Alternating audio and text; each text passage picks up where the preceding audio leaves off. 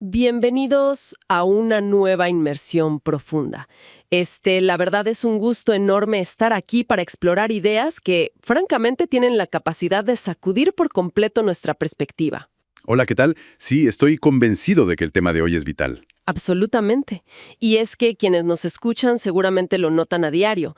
Vivimos en una era dominada por un nivel de ruido digital que es, bueno, ensordecedor. Ujú. Hay una sobrecarga de información constante y una cultura de comparación social que resulta profundamente agotadora para cualquier persona.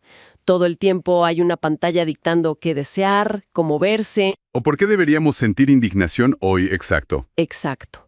Por eso la misión de nuestro análisis a fondo de hoy resulta tan fascinante. Tenemos sobre la mesa una colección de documentos muy particulares sobre filosofía espiritual y teología cristiana. ¿Textos que digamos no son ligeros? Para nada. Específicamente estamos hablando de textos titulados Blindaje espiritual, estrategia de resistencia y un análisis exhaustivo de la primera epístola de Juan. Así es. Y nuestro objetivo aquí no es tomar partido ni debatir dogmas de ninguna manera, sino entender desde una lente puramente analítica cómo estos textos proponen algo que suena casi imposible: vivir dentro del sistema moderno, interactuar con él todos los días, pero sin ser devorados por sus lógicas. Que es el gran reto contemporáneo. Totalmente. Bien, vamos a desempacar esto. Porque los documentos no comienzan dándonos una simple lista de reglas morales, sino redefiniendo por completo el campo de batalla en el que estamos. Sí, y para entender la magnitud de esta inmersión profunda, es vital establecer un concepto fundamental que estos textos definen, desde la primera página. Los autores hablan sin cesar de la necesidad de separarse del mundo. Pero aclaran rápidamente que utilicen el término griego original, cosmos. Y esto lo cambia todo. Fíjate que eso me llamó muchísimo la atención. Claro, porque no están hablando de la creación física. O sea, no invitan a odiar los árboles, las montañas o el arte. Tampoco sugieren que la meta sea construir un búnker y aislarse de la sociedad por completo. Que es el estereotipo clásico, ¿no? Exactamente. La definición teológica que proponen describe al mundo como un sistema organizado de rebelión. ¡Wow! Un sistema organizado. Sí. Es una estructura de valores, una mentalidad global que busca obsesivamente la felicidad, el éxito, el propósito, pero operando completamente al margen de la idea de un creador. Podríamos decir que es el sistema operativo por defecto de la sociedad moderna. Y al leer eso, la verdad me di cuenta de lo revelador que es este enfoque. Porque cuando escuchamos sobre, no sé, resistir a un sistema de rebelión, la mente vuela hacia escenas épicas. Pensamos que defender nuestra integridad requeriría luchar contra corrupciones monumentales o escándalos financieros dignos de una película. Una película de Hollywood, claro. Exacto. Pero los documentos, específicamente en la sección de blindaje espiritual, apuntan hacia un peligro muchísimo más imperceptible. Nos introducen al concepto de los puntos de fuga. Lo fascinante aquí es cómo los textos argumentan que el sistema rara vez ataca con una tentación colosal o un gran escándalo de la noche a la mañana. Su táctica principal es mucho más paciente, Mucho más sutil. totalmente sutil. Busca morlear a las personas a través de la fricción de la rutina diaria. El objetivo primario de este sistema operativo no es empujar a alguien a cometer una maldad extrema. Le basta con lograr una distracción absoluta. Ujú. Se trata de pequeñas filtraciones por donde la integridad y el enfoque espiritual se escapan gota a gota. Tengo que admitir que, al revisar los ejemplos de estos puntos de fuga, sentí que estaba leyendo un diagnóstico de mi propia semana. Nos pasa a todos. Es que son obstáculos con los que cualquier persona puede identificarse hoy en día. Mencionan una táctica que llaman anestesia digital. Y el texto no habla de malicia pura, sino de ruido. Ajá. Sugieren que el sistema busca mantener a la gente tan adormecida con estímulos que perdemos la capacidad de escuchar nuestra propia voz interna. La señal de alerta suena cuando se pasan, digamos, 2 horas consumiendo opiniones de influencers o deslizando videos cortos antes de dormir, pero resulta imposible sostener 5 minutos de silencio o meditación. Esa anestesia apaga la sensibilidad por completo. Y lo más insidioso es que, cuando la persona finalmente apaga la pantalla y busca un respiro, el sistema ofrece una segunda trampa, a la que los documentos denominan el Evangelio del Confort. Ese dolió. Es un diagnóstico agudísimo de la cultura contemporánea. Vivimos en sociedades que adoran la comodidad por encima de todo y huyen del más mínimo atisbo de sacrificio. Claro. Desde la perspectiva cristiana que analizan estos textos, la fuga ocurre cuando las decisiones diarias comienzan a basarse únicamente en lo que requiere menos esfuerzo. Es esa voz moderna que nos dice, cancela ese compromiso de ayudar a un amigo, tuviste una semana dura y te mereces maratonear una serie. Exactamente. El confort se eleva a la categoría de bien supremo, atrofiando el músculo del servicio. Y justo cuando se piensa que interactuar con otros es la solución a ese aislamiento de confort, los documentos advierten sobre otro riesgo brutal al salir de casa. Hablan de la normalización del pecado social. Un punto clave. Esto me dejó pensando bastante. Imaginemos la típica dinámica de oficina para quienes nos escuchan. Alguien hace un comentario sarcástico o inicia un rumor sobre un colega ausente y todos ríen. La presión para soltar una carcajada, para usar cierto lenguaje cínico o participar en mentiras piadosas que el mundo corporativo disfraza de inteligencia emocional es inmensa. Los textos señalan que la filtración ocurre cuando se cede a esa presión social para no ser el aguafiestas del grupo, traicionando la propia brújula moral solo para encajar. Y esa necesidad de encajar está profundamente enraizada en otra filtración que los documentos diseccionan magistralmente: la ansiedad por el estatus. Que hoy en día está por las nubes. Por las nubes. El sistema empuja constantemente a creer que el valor intrínseco de una persona se mide por lo que posee o por cómo se proyecta. En el análisis bíblico que acompaña los documentos, específicamente citando 1 de Juan 2:16, a este fenómeno se le cataloga como la vanagloria de la vida y los deseos de los ojos. La codicia visual. Codicia visual, exacto. El sistema utiliza el descontento crónico como su principal motor económico y psicológico. Lo cual tiene todo el sentido si pensamos en cómo ha evolucionado esto. Pensaba en cómo, hace un par de siglos, alguien solo podía comparar su nivel de vida con las 50 personas de su pequeña aldea. Claro, el círculo era diminuto. Sí, pero hoy se abre una red social y el algoritmo obliga a competir visualmente con el estilo de vida de billonarios, celebridades y personas que filtran su realidad a la perfección. Es como estar en una cinta de correr donde el premio es seguir corriendo por cosas que en el fondo ni siquiera queríamos. Así es. Y curiosamente la forma de escapar de esta cinta no es necesariamente refugiarse ciegamente en la religión. De hecho, los textos tienen una advertencia muy severa sobre esto. ¿Te refieres al activismo sin intimidad? Exacto. Este es quizás el golpe más duro para quienes ya se consideran parte de una comunidad de fe. Los textos subrayan una ironía trágica. Es perfectamente posible estar consumido por el sistema mientras está sentado en un recinto religioso. ¡Wow! El obstáculo surge cuando la persona llena su agenda de voluntariados, eventos, reuniones y responsabilidades caritativas, pero su vida interior está hueca. La espiritualidad se transforma en una simple rutina mecánica. Una carga administrativa más en el calendario. Tal cual. Evadiendo la conexión real y el silencio, igual que lo haría la anestesia digital. Aquí es donde se pone realmente interesante. Porque una vez que los documentos terminan de desglosar cómo el sistema distrae, adormece y presiona, proponen una solución interna que derriba muchísimos estereotipos. La lectura generalizada suele asumir que el objetivo de la religión es crear personas perfectas, que nunca se equivocan. Pero la premisa central de estos textos es radicalmente distinta. El objetivo es formar personas honestas. Esa distinción lo cambia todo. Hay un escrutinio profundo a un versículo antiguo, 1 de Juan 1:9, que funciona como la piedra angular de toda esta resistencia. Ese pasaje es el núcleo absoluto de esta propuesta filosófica y teológica. El texto declara que, si se confiesan los pecados, la divinidad es fiel y justa para perdonar. Y los analistas de estos documentos desmenuzan esos dos adjetivos con un rigor casi jurídico. Sí. Notemos que no dice que el Creador perdone porque es tierno o indulgente. Utiliza términos legales. Es fiel porque existe una promesa previa, un pacto establecido que se compromete a cumplir. Un momento. Me gustaría detenernos ahí porque, bueno, eso suena casi demasiado transaccional. A ver. Si es solo un tecnicismo legal, un contrato donde la deidad simplemente sella un papel porque es su deber, ¿no elimina eso el peso emocional de un arrepentimiento genuino? ¿Cómo reconcilian los textos esa aparente frialdad legal con una relación espiritual viva? Es una excelente pregunta. Y los documentos lo abordan al explicar la segunda palabra, justo. Ajá. En la arquitectura de esta teología, el castigo por la rebelión humana ya fue absorbido históricamente en el sacrificio de Jesús. Por lo tanto, perdonar a quien se acerca y reconoce su falta es un acto de justicia hacia ese sacrificio. O sea, la deuda ya está pagada. Exacto. Cobrar la misma deuda 2 veces sería una injusticia cósmica.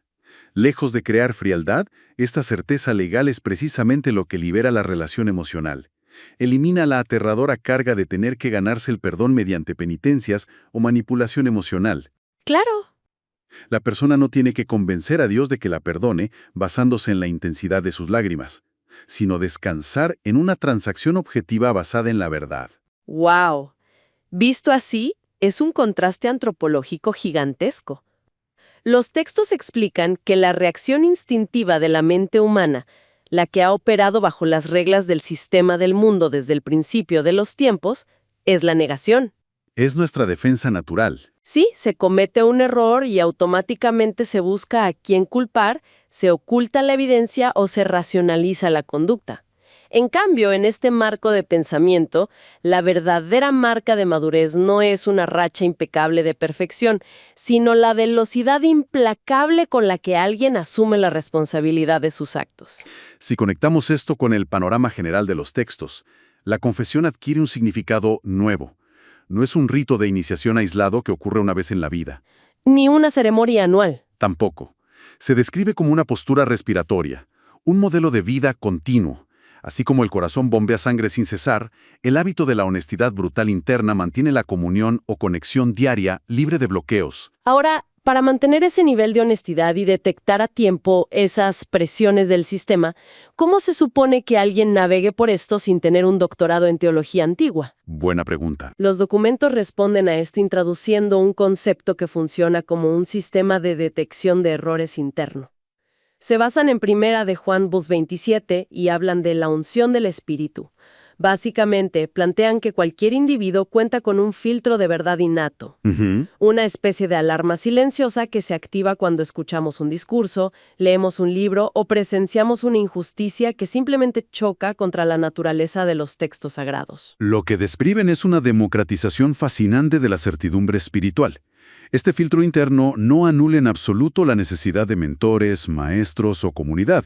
Sin embargo, establece una línea roja clarísima entre autoridad y jerarquía. Eso es fundamental. Posee el monopolio de la verdad. Al otorgar esta iluminación directamente al entendimiento del individuo, la filosofía de los documentos protege a las personas de caer en dinámicas de secta o dependencia ciega. Les da autonomía espiritual. Exacto. Esa guía interna cumple funciones específicas, consuela en medio del caos, genera convicción sobre qué áreas precisan esa honestidad radical que discutíamos y otorga permanencia para que la persona no sea arrastrada por la última moda filosófica del sistema. Y esto no se queda flotando en el vacío. Los textos agrupan este filtro interno y esta honestidad en un paquete integral de 4 pilares. Así es. Hablan de la confesión, para mantener la línea de comunicación limpia. El amor, porque de nada sirve la teología si se trata mal al prójimo. Totalmente. La separación, que es mantener esa distancia crítica con la toxicidad del cosmos. Y la enseñanza, que es justamente depender de esta guía interna. De hecho, los autores incluyen una oración devocional estructurada con estos 4 puntos, pensada para que cualquiera pueda anclar su mente antes de salir por la puerta cada mañana. Lo cual demuestra una intención clarísima. Estos documentos no fueron escritos para ser debatidos en una torre de marfil académica.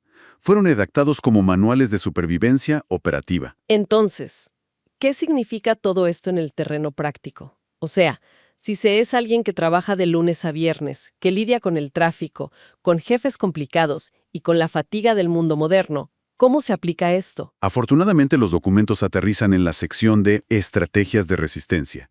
Pasan de lo conceptual a acciones de impacto directo. Me encanta esa parte. La primera táctica que despliegan es el filtro de consumo. Teniendo en cuenta que el sistema alimenta la vanagloria visual y la distracción, la contramedida lógica es auditar severamente la dieta digital.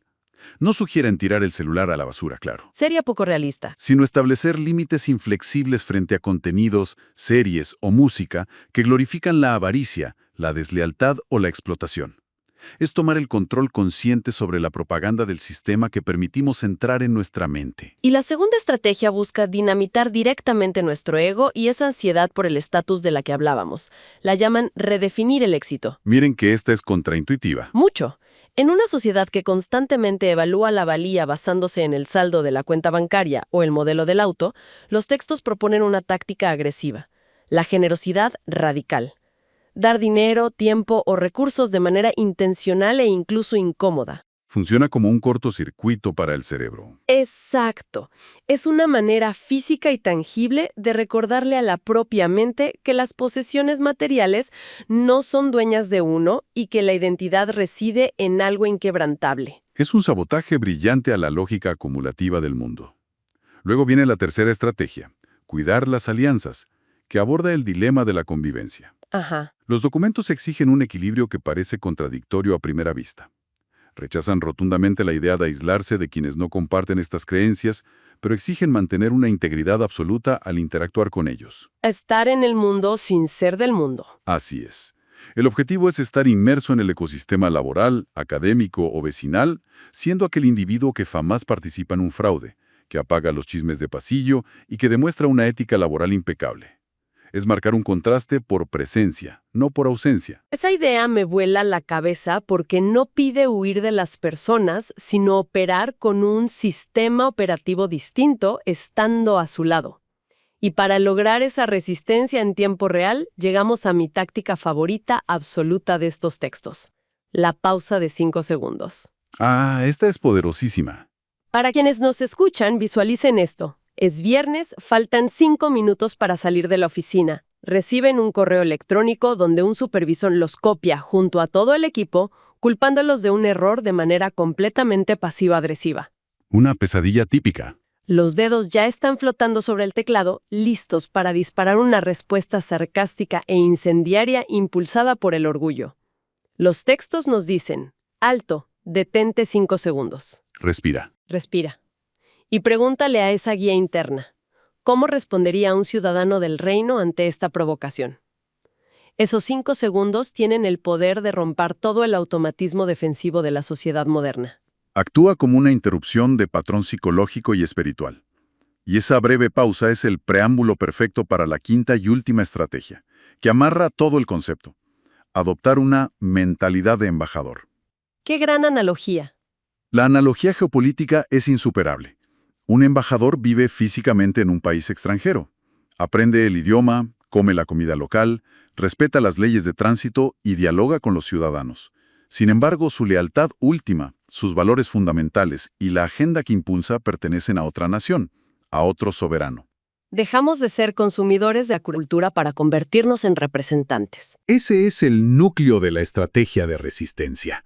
Obliga a dejar de percibir la oficina, la universidad o las reuniones familiares como trincheras hostiles donde hay que sobrevivir hasta el fin de semana. En cambio, los redefine como territorios de misión. Maravilloso. Al adoptar esta postura, el individuo ya no es una víctima pasiva de la presión social, sino un agente de cambio introducido estratégicamente en ese entorno para irradiar un tipo de justicia y amor que el sistema moderno simplemente no sabe cómo procesar. Es un giro de guión monumental para la forma en que encaramos nuestros lunes por la mañana.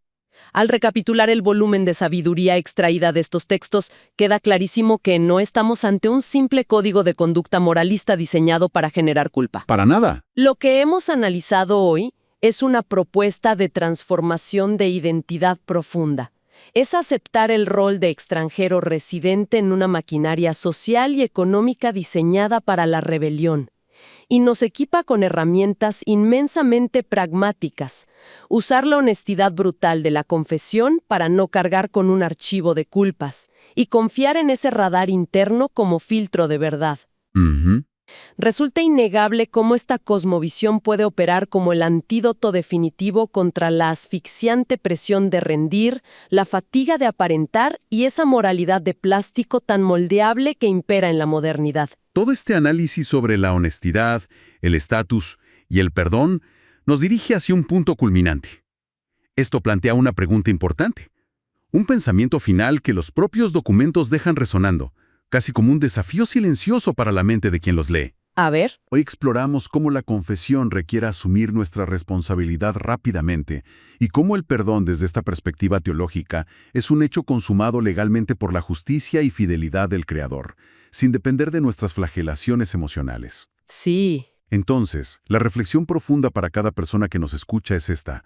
¿Cuánto tiempo solemos permitir que pase entre el instante exacto en que detectamos un error propio y el momento en que finalmente decidimos desarmarnos y admitirlo con honestidad? ¡Wow! Si de verdad asimiláramos que el miedo al rechazo no tiene ningún fundamento legal en este sistema de creencias, ¿Qué cambiaría, no? exacto, ¿cómo cambiaría la manera en que vivimos, amamos y arriesgamos todos los días si lográramos despojarnos de ese miedo paralizante y decidiéramos acercarnos con inmediatez y confianza total a la fuente de ese perdón tras cada tropiezo? Es el tipo de pregunta que reconfigura por completo los procesos internos con los que operamos frente al fracaso.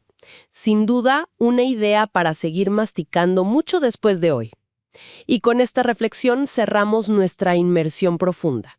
Ha sido un recorrido extraordinario diseccionar los mecanismos de esta resistencia espiritual frente al ruido aplastante de nuestra época. Totalmente. Gracias inmensas a nuestra audiencia por acompañarnos en este espacio de exploración. Les animamos a seguir examinando su entorno con una lente afilada, a cuestionar los valores por defecto del sistema y a mantener esa mente curiosa encendida hasta nuestro próximo análisis a fondo.